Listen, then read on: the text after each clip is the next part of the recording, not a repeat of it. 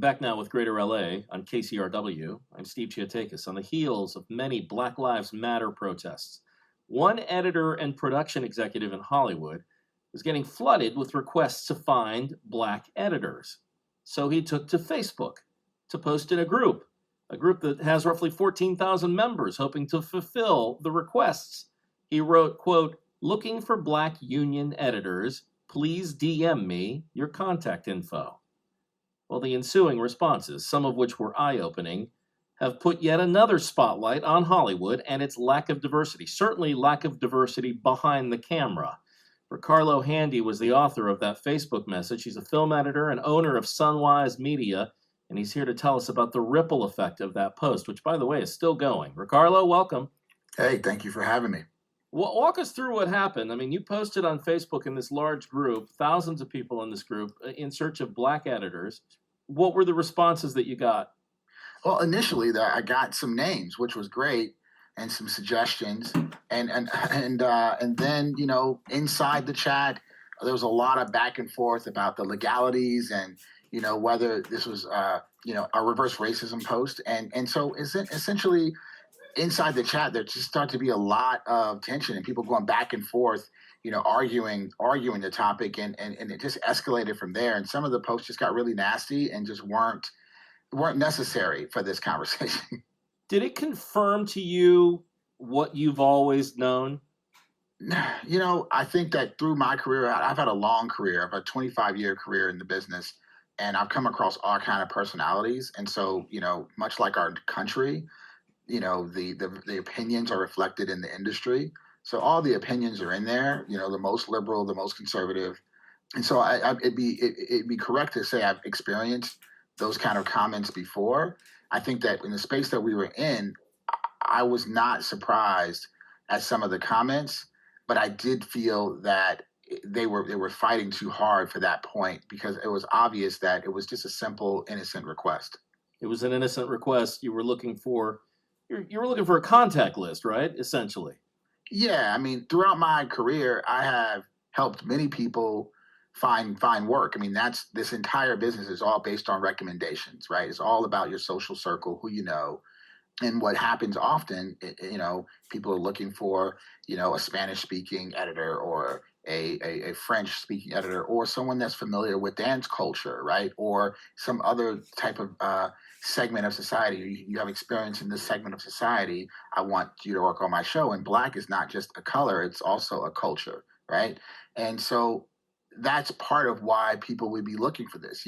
Unfortunately, we have shows like Housewives, right? Some of the Housewives franchise line Housewives, and most of the post-production team, if not all, are not people of color. I know there's one Black person in post on that show. You know what I mean? So that's one of the reasons why people are looking. It's a conversation that happens often.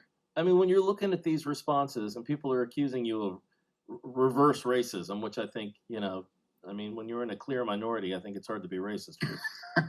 What's going through your head? There's a lot of disappointment, honestly, because, like I said before, I work on shows where it's mostly white folks, and those are my friends. One person put in a post, it was disappointing to see what was in the heart of my, fellow workers, and not all of them, some of them, right? Whoever made those posts. And there was equally on the other side, people that actually knew me in that, in that post, defending, my intentions and defending the fact that this is a needed conversation. And so that made me feel a lot better instantly. But in the moment reading it, I was super disappointed, and it's hurtful to find that what's in the lurking in the back of someone's mind is that I don't deserve to be there, or someone that looks like me doesn't deserve to be in the conversation as much as they do. You've been working in the industry for a long time, for decades at this point, but I wonder what it was like for you when you were just getting started, as a Black man trying to get paying gigs in Hollywood. I mean, what was your experience trying to get work at the beginning? Did you find a lot of hurdles? Yeah, I mean, over the course of my career, I've had some great opportunities, and I have some opportunities where, maybe I didn't fit. I didn't get the job, and I didn't know why. And you always wonder, why was that? Was it because I don't have the right look or the right background. I do find that, especially even working at the network level, um, and working even with PR folks and different people that I work with in that capacity, that they'll get the black account, right, but they won't get the general market account. And that's the same experience you have on the creative side. I might get they'll call me to run a show about all African Americans, but they may not call me to run a show where the whole cast is Caucasian. And so I feel like there's a disconnect there because we all have the ability to tell stories, and we need everyone to help tell these stories, and it can't just all be from one perspective. We all have our perspective, which is ultimately why I started my company. I started my company, Sunwise Media, to create content that I wouldn't be able to, no one would be able to stop me from putting out. No one would be able to kind of be a gatekeeper as to what stories I was allowed to tell. And we just put a film out in May, Help Village. Really, it's about everyone. There's black, there's white, there's all different kinds of stories in there about people recovering from addiction. And it's a story told by a black man, but it's about America. It's about our problems with addiction.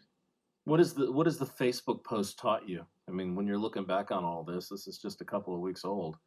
You know, what have you learned from this? It's not even a couple of weeks. It's literally been like 8 days. 8 days.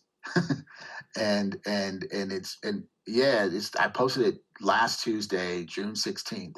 And it's still going, by the way. It's still going, right? And it's still going. Yeah, it's interesting because I'm seeing the posts that are happening now in that group kind of shift. I've had so many conversations with so many people. I'm working and partnering with the Urban League on some initiatives. I mean, I've kind of been brought into this movement that a lot of people have already been working on. But now, I have a voice, and so I'm trying to help any way I can. And so I just been having a lot of great conversations about people that do want to help. People asking me at different studios or different production companies, and they're asking the question, how can we fix this problem? It's obviously something that we see, but we may not know what the first step is, right? And so one of the things that I've done since then is work with having a conversation with Local 700 and the Urban League to try to figure out what's something that we can do, just starting with editors, that maybe can be duplicated in these other areas. So that's what's happening with me now, and I'm hoping to get some more studio partners and network partners to come on board, because we're everyone's siloed. On the one hand, you have the union who doesn't deal with hiring, yet you do have the studios who deal with hiring, but they don't deal with union qualifications. And so it's about everyone making that effort equally and coming together for solutions. What do you think happens beyond this? I mean, is this a moment? Is this something that you think real change can happen from this? I'm gonna tell you that the hard thing about this whole process is that one, yeah, folks and companies and studios are don't want to be called out, right? And then you also have folks that are angry because this has been a problem for years and they've been experiencing it for their entire lives. And so there just needs to be like a really coming together in a lot of these different silos. And so I'm really trying to be someone that is helping and not making it worse, and not antagonizing the conversation, and allowing people to feel free to, like, hey, if you don't know how to have that conversation, come talk to me, I can help. You know what I mean? Or if you need help finding the words, maybe there's a conversation that we can have before you talk to your team or something like that. I don't know. That's kind of what I've been dealing with, because a lot of people want to have these conversations, but they just don't know how to. They don't know where to start. We'd Yes. certainly love to follow up and see how things are going, because I know it's touchy out Yeah. there. I have a lot of friends in the filmmaker industry, and they talk about it too. Yeah. I just hope everybody can, like, understand that this is just a moment where this is being, really highlighted, and if we do something, it can be a conversation that can really shift. But if it doesn't, if it doesn't shift, if nothing happens, that's where the disappointment and anger builds up, because it's not a new conversation. And so we have to really just make some effort to do something and not just talk about it. you know And that's how things change. Ri-Karlo Handy, an editor, producer, production executive, and owner of Sunwise Media. Ri-Karlo, thanks for telling us your story, and thanks for coming on. No problem.